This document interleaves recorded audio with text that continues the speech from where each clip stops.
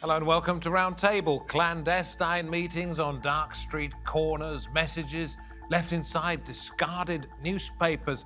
Who would have thought that in the digital high-tech world of espionage, there was still room for the old ways? Well, while other countries went all out for the modern methods of spying, it appears Russia still backed old-fashioned ways. And it's all come to a head in Berlin. Was the West caught out? Or was Moscow exposed thanks to clever 21st century espionage?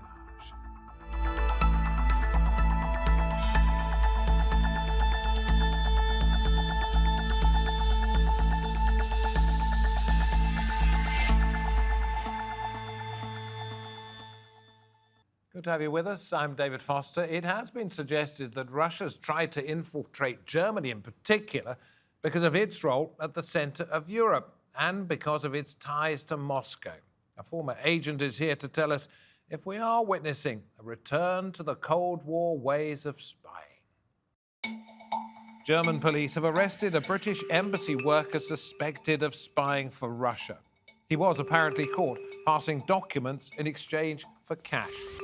The German intelligence agency warned that Moscow's spies were as active in Berlin as, quote, during the Cold War, and that Russia was using agents to try and establish contact in the environment of political decision makers.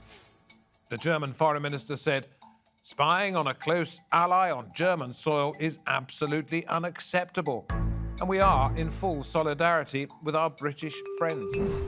So far, Russia has declined to comment on the arrest. Is this a revival of Cold War espionage?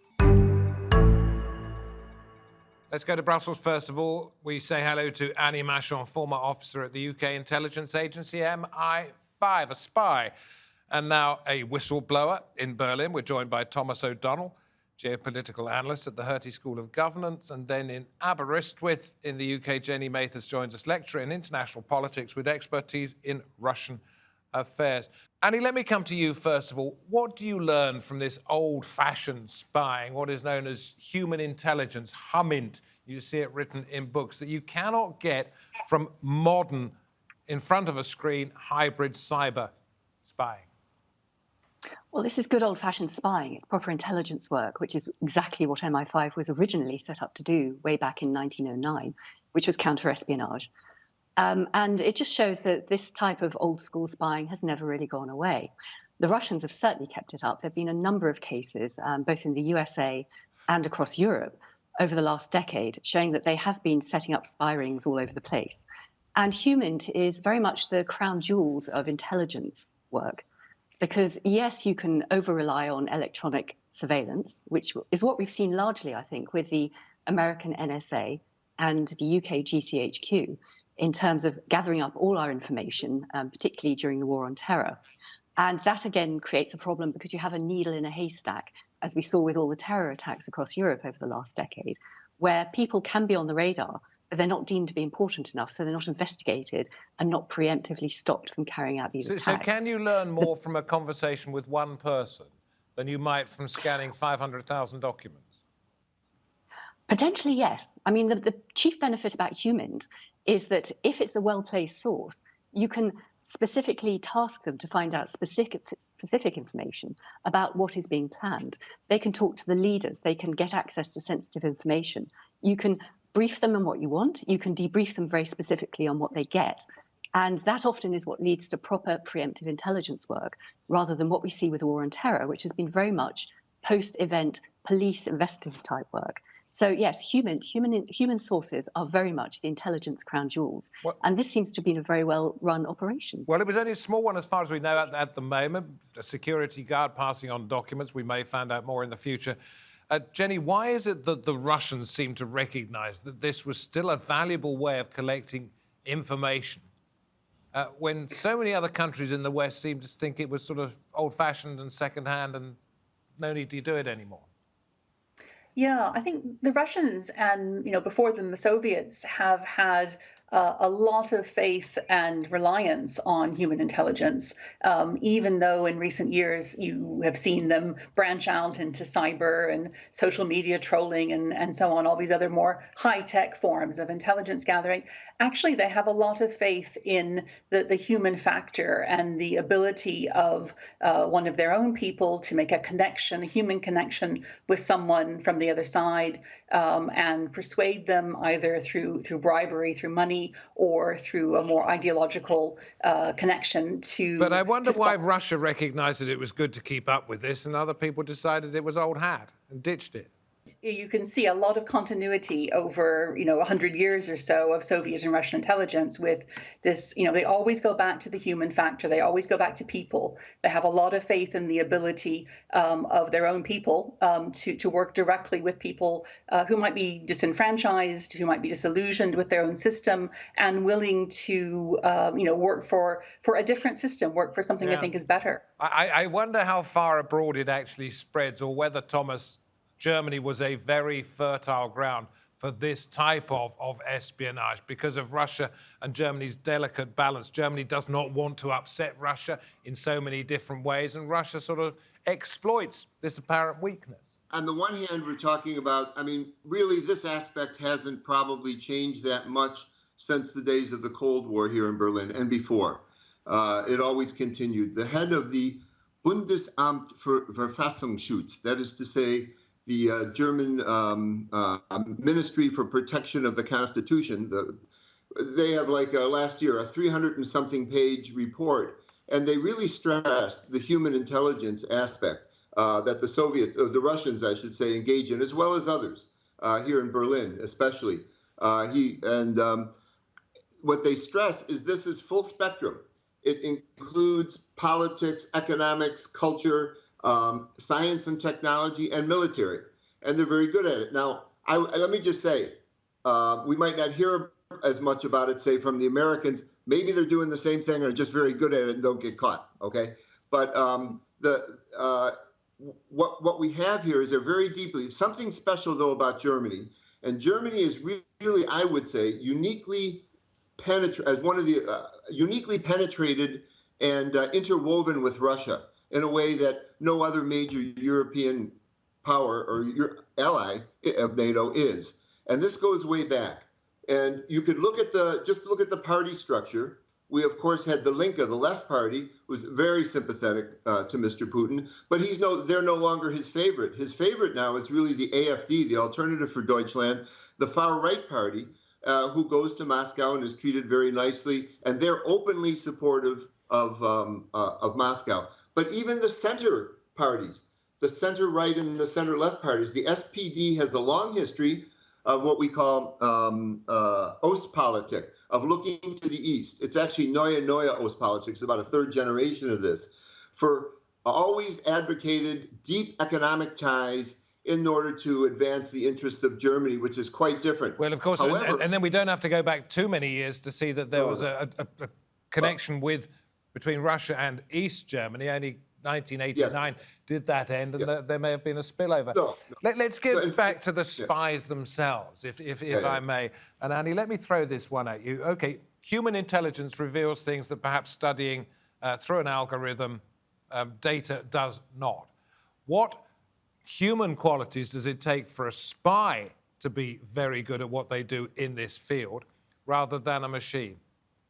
Just before I dive into that, I'd just like to pick up on the electronic surveillance versus human type aspect, because I think the reason why the West went helter-skelter down the path for electronic surveillance was that, particularly in America, at the end of the 1990s, they had a perfect storm of opportunity. They had Silicon Valley, there was the first dot-com bubble, all the big tech companies were getting started.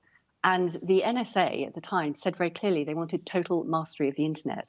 And this, of course, was very good for the security and intelligence infrastructure and also big business. So it made a lot of money for a lot of people. So I think that's partly why they went down that path.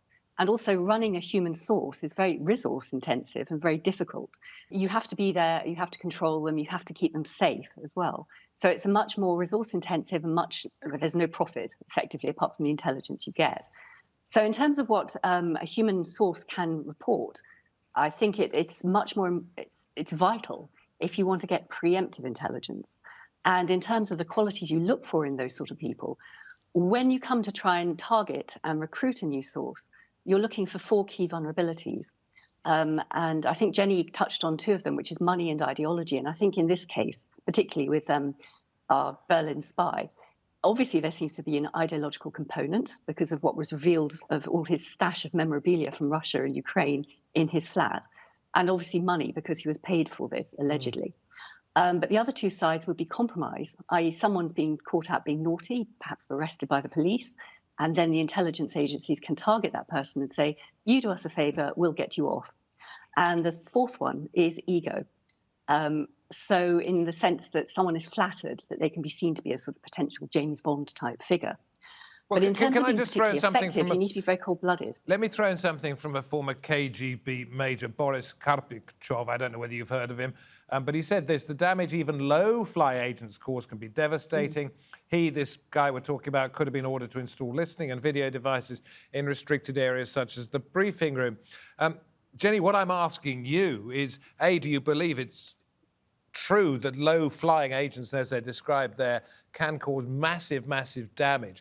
And what type of person do you think it takes to be good at cultivating a spy in the field, in the raw, in the old-fashioned way? Well, in recent years, actually, Russia has benefited from quite a few people who've just literally walked into one of their embassies or one of their facilities around the world and offered themselves up. So they haven't had to do quite as much work as in other cases.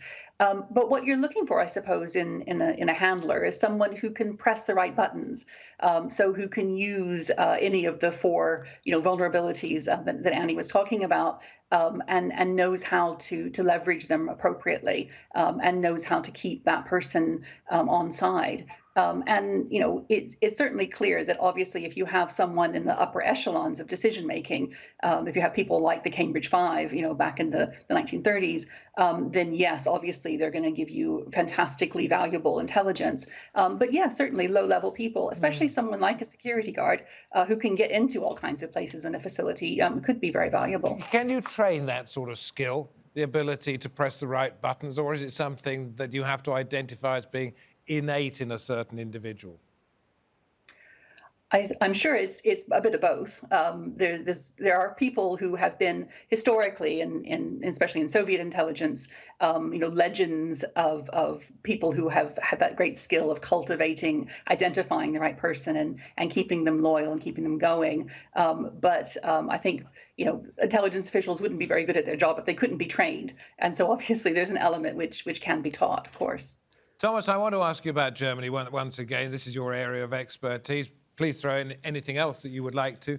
But does Germany really care about what is seen here, that it is a weakling when it comes to Russian pressure, Russian inducements, and that it is liable to give away stuff that other people might not like? Is it doing anything to change this? Does it care? Well, like in any country, Germany is in this sense polarized. The 2 colleagues you have on are talking with expertise about human assets, spies. Let me talk about something else I have more direct contact with. I work on energy a lot, like this Nord Stream pipeline. You've had me on about that. For years, you go to a meeting on this Nord Stream pipeline, and, Gazprom will be there. German companies, Wintershall, which is basically a partner and extension of Gazprom. There'll be all sorts of people in the room, and you say, "Oh, you're a consultant. Who do you consult for?" "Oh, Gazprom." Everybody consults for Gazprom. I was offered by some guy at Gazprom, a minor guy. "Oh, professor, well, you teach a great course on energy and gas at Hertie School. Do you need any help with that?" What help would I need with it? A brown envelope type of help, was it? Would you like to be, we need a head of an institute. This kind of stuff constantly comes. You have the former chancellor, the previous chancellor of Germany, is head of, the board of directors of Gazprom and Rosneft. The guy who's running Nord Stream, the company based in Switzerland, is a former Stasi officer, okay? There's this unique penetration of the society here. that goes way back. And is that unique to Germany, do you think, or is it the same in France? Is it possibly the same in the UK, other major European? I mean, I have to be careful here. Each country has its flavor of this, right? But there's something unique here that goes back. I was saying before, there's a number of parties who are very pro-Russian. The big split, I would say, that's going on in NATO and the Western Alliance is what should be the attitude towards Russia as Russia has gotten more aggressive. And the United States is very clearly on this path. Since Obama, it's bipartisan, absolutely, of great power competition. Much of that, as we know, is aimed against China, disentangling, but much of it is also aimed against Russia. And now that is something absolutely all parties, with maybe the exception of a significant section of the Greens here, completely disagree with. Germany, 50% of its GDP comes from exports. The United States is 19%. They absolutely do not want to and cannot foresee disentangling from either Russia and the countries associated with it, or especially China. So there's deep economic reasons. These go back to the character of Germany's economy in the first couple wars also. So I would stress it's not just the human intelligence. I'll tell one consultant I ran into, he's a consultant for Gazprom, is a man named Mr. Pfluger. He's the former state secretary for defense of Germany in 2005 and 2006. He consults for Gazprom. Okay, so let's put it this way, Annie. Is what we're hearing from Thomas actually spying? It always has been. Certainly in London until the end of the Cold War, not only the Russian embassy was under complete surveillance, or as much as they could do, but also the Russian trade delegation. So I think Thomas mentioned a sort of full spectrum approach, and the Russians have always gone for that. And I think the other thing particularly interesting is that they've always seen the soft power of the West as well. There's sort of cultural projections, Hollywood and music and television and things to put across the Western perspective. And that's what I think we've seen with the establishment of English-speaking news channels such as RT, as well as in China, CCTV or whatever it's called, and Al Jazeera, I think, was the sort of game changer that started this process. So yes, they do want the full spectrum. But if you are simply... Trade information is just as important. Unless they're state secrets, if you're simply exchanging information for profit, is that spying or is that good business? It depends what information. I mean, if it's sort of secret information held by corporations, for example, intellectual property or new research, for example. I mean, there's been this recent scare in the UK, this is from China, about how they've been infiltrating UK universities and their research centres, trying to grab secrets about cutting-edge scientific research. All of this information can be useful. It doesn't have to be about national security, although obviously that's one of their key targets, priority one targets. But in terms of getting an advantage technologically, or an advantage when it comes to weaponry, or at least knowing what weaponry defense companies might be developing, that again is also a huge key intelligence target. Okay, let's throw this in. This is a former head of BFV, Germany's domestic intelligence agency, rather like MI5 in the UK, Thomas Haldenwang, June of this year. Russia has a very complex intelligence interest in Germany in almost all policy areas, and was trying to infiltrate political decision-making circles. We recognize that Russia has significantly increased its activity. So far, we have only known the level we have achieved in the meantime from the Cold War era. I want to ask you, Jenny, why that is the case. Why do you think spying activities seem to have been stepped up in this manner so much in recent years? I think we had something like between 2008, MI5 saying, and 1991, it was the biggest increase in this sort of work in 20 years. Why is it happening now? Okay, I think there's probably two reasons here. One is the general worsening of the international relations between Russia and Western countries. So you have a definite decline in Russia's relationship with these countries in Western Europe and North America. And so there's much more of an impetus within Russian intelligence circles to find things out and to be more active, and also to try and make things happen, to engage in what we call covert measures or active measures, where you're actually trying to push events ahead.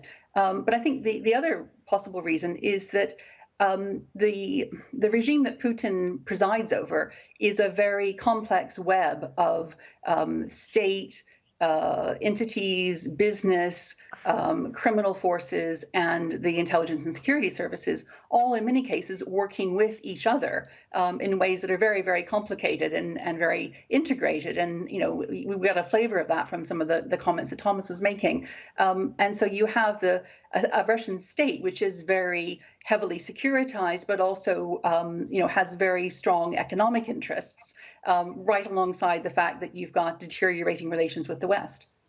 Annie, I will come to you in just a moment because I want to ask you whether it would be as much fun being a spy these days as it was perhaps 25 or 30 years ago. But Thomas, I want to come to you. Something that struck me when you were talking about how everybody at particular conferences was getting a little mention from Gazprom. Do these people realise that they're being used, or does their vanity say that they're simply being chosen because they are brilliant at what they do? That question comes up only in the sentencing phase of the procedures. I don't know. You've got both things. I was trying to stress in the beginning, politically, there are political trends on both the right and both the left that are very pro-Russian, that think Germany should be very much integrated with Russia.